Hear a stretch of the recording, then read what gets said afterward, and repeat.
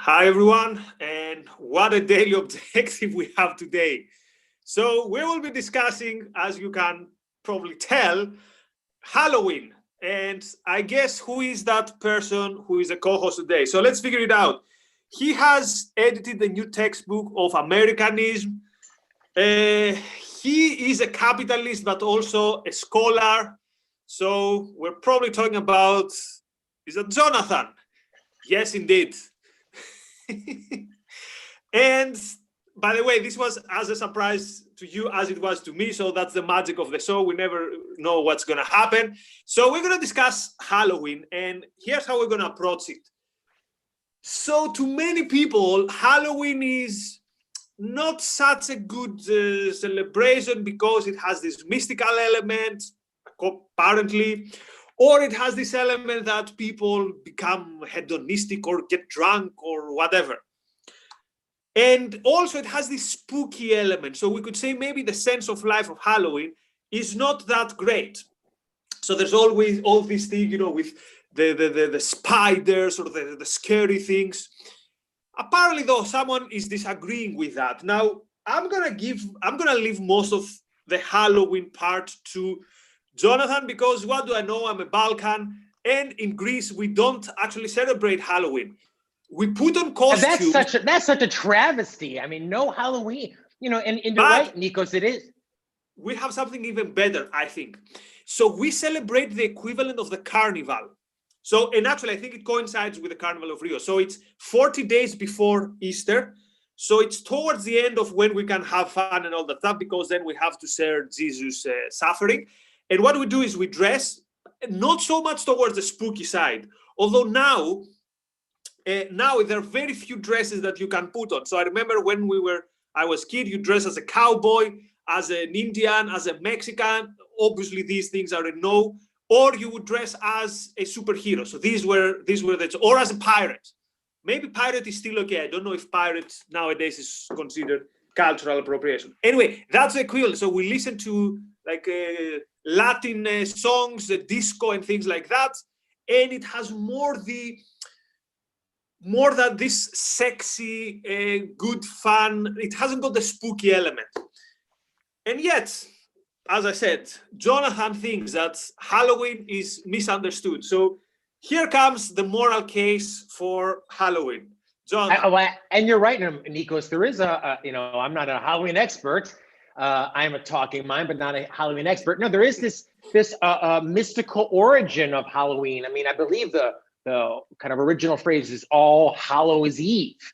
And it has this, and a lot of people, especially those who accuse oftentimes objectivists, those who are interested in Ayn Rand, they're not fun, they're serious all the time. But, Halloween today as we know it, I think is not so dissimilar than Christmas in that it's all about fun. It's all about dressing up and making believe and getting together with your friends and eating wonderful candy. I mean, it's a weird way. It's like I think of Halloween as almost a secular version of Christmas, because as you said, Nikos, I mean, people here dress up as ghosts and goblins, but look, I'll even share my screen. Dr. Leonard Peikoff, Ayn Rand's heir. This is a shot of him back from 2018. He dressed up his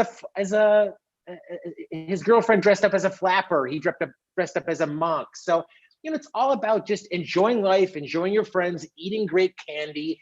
And what a society that we live in now, Nikos, that, something like candy or a Halloween costume that used to be very expensive or very hard to get, or your parents had to sew it by hand. I mean, you can get these crazy get-ups for nothing on Amazon, thanks to global free trade. So, as objectivists, I think we should find reasons to get together. I mean, maybe not get together these days, COVID safe, of course, but to celebrate life and to be a little silly now and then, and to dress up and have some fun. Life is too short not to, and Halloween is a great excuse to do just that. So now that you said this, suddenly I feel a bit melancholic, because usually every year was, I don't like it. But this year, I wish we could have the opportunity, we would have the freedom to do so, because where I am, we don't even have the freedom to do so. So we're not allowed to be in a different household. But I wonder also when we're going to have this careless, in a good way, joy. I'm in May, back in May, I we're have to say, saying, Nikos, I thought you dressed up as Jack Dorsey. When I'm looking at you now, I see that big long beard, kind of a well, scrappy guy. that's how I anyway look. So I guess that's the closest I can get to a Halloween thing. So, but are you gonna celebrate? Okay, don't reveal something that's gonna make the police knock on your door. But are you optimist that soon we're gonna? Are you optimist that soon we're gonna be in a situation where we'll be able again to celebrate? And so it's not only. I'm gonna answer that. I'll be right back though. I gotta get something downstairs. I'll be right back.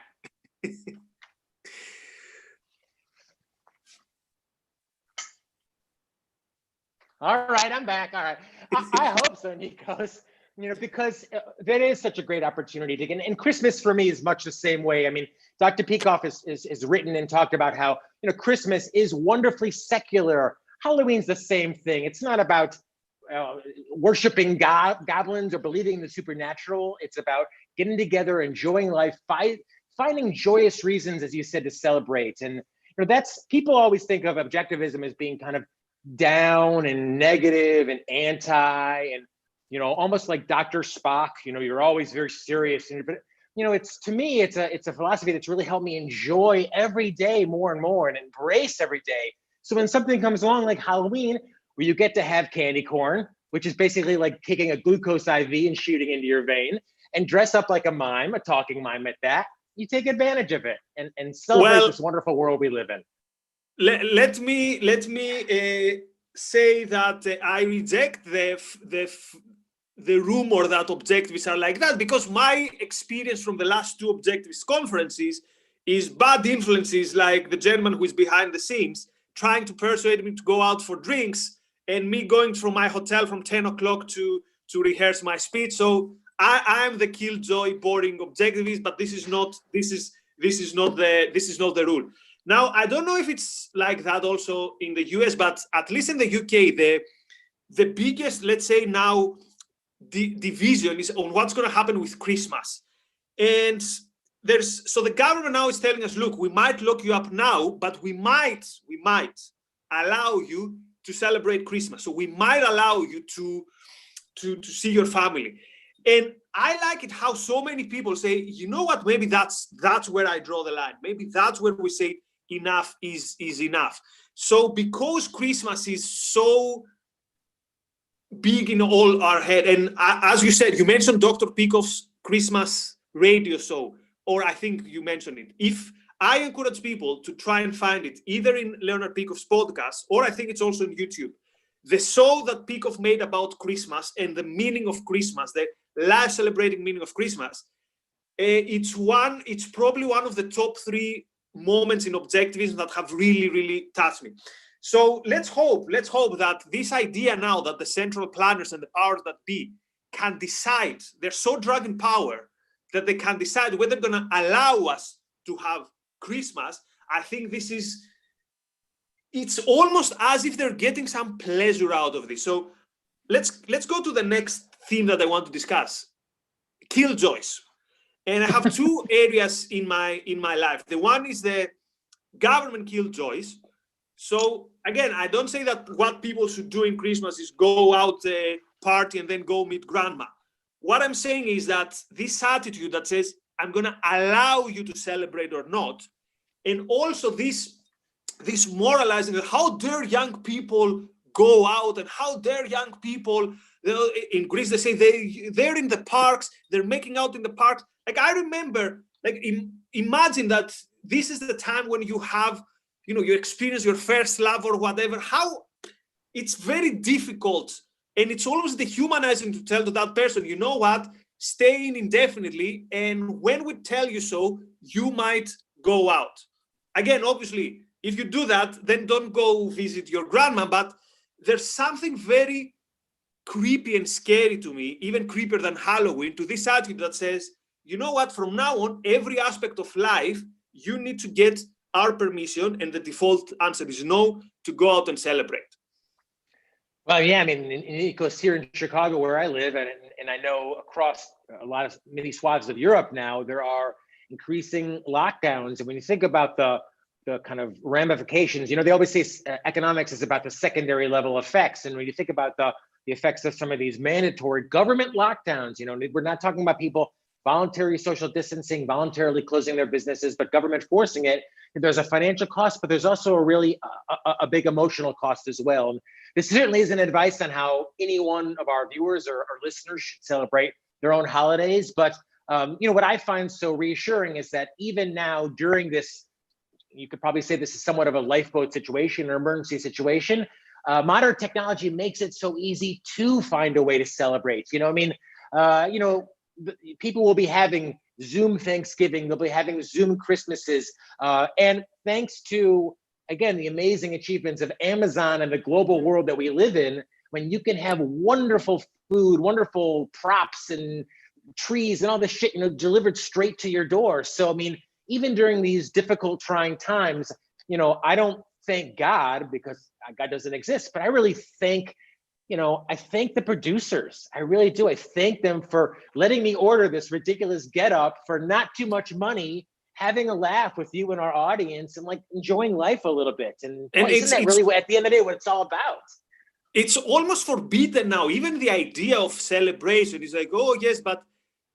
And here's my question to these people: who say, how dare you talk about celebrating? You know, people are dying. So if you really care about people, do you think it's a good idea that that's a rhetorical question, not to you.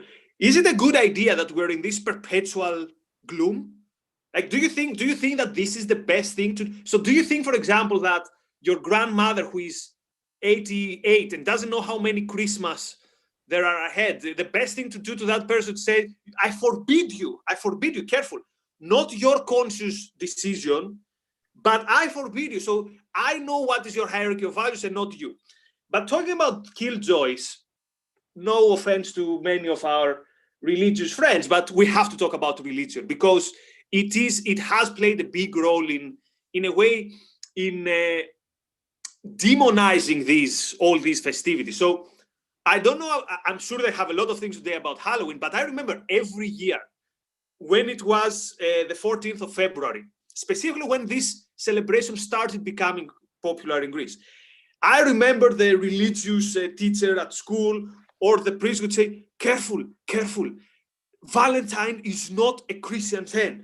We have our own version of this saint who is for love, but don't go for Valentine. This is just a trick for flower shops to sell flowers or to sell chocolates. Fun enough, do you know who else was reproducing this? Some leftists. They say, oh, this is commercializing love. So what's wrong with religion, and what's the case with religion and killjoyism? Well, I mean, I'll just, you know, my experience of religious holidays growing up, and I wasn't raised Orthodox, but I was raised pretty conservative. And, you know, my experience of holidays growing up was one of silence, repentance for things that I don't know why I should have been repenting for. You know, what does a 7-year-old mind really have to repent for, Nikos? Truly, I mean, what has he done at that point? Truly, but, you know, that was my experience of religious holidays growing up, was usually one of very solemn, very sad, very introspective. And, you know, along these holidays, like I would put certainly Christmas in this category. I'd put Halloween. I'd maybe even put the American Thanksgiving. I know that's one that's pretty foreign to you as well. But, you know, in my mind, these are secular holidays, and they're holidays of joy. They're holidays of thanks. They're holidays of getting together with and celebrating values, really celebrating values. And, you know, you're right. For a lot of religious people, any joy is good. They kill any joy at the end of the day, because any joy you're having, any values you're having, you should, in my mind, the attitude is you should be sacrificing to someone, whether it's to someone out here in the, you know, in your world, or to God. And even having too much fun, you know, God is looking down and saying, why are you having so much fun? You know, so I think, you know, I would never say, I'll just say my objectivist sense of life is one to pick up these holidays and find reasons to celebrate and live life, and, you know, spend a couple of bucks and get a costume and raise a glass with your friends. I mean, it's you know, Craig Biddle often talks about, you know, loving life, and that really helped me understand, I think, objectivism a little bit more. Dr. Brooke talks about objectivism as a philosophy of love, and it's so true. So when something comes along like Halloween that you can, and as you said, Nikos, to say that it has something to do with the occult it's not. It's a holiday about getting together with your friends, having some great candy, dressing up, and enjoying life. That's what we should be celebrating. And in a way, again, sometimes we need to lose something to appreciate it. So my, let's say, resolution will be that when this situation is over, I'm going to enjoy these things way more. And these may be silly, quote, silly things, but, now I get memories of past Halloween or the equivalent in Greece. Last time I dressed up was as a Catholic monk with the hair of a punk.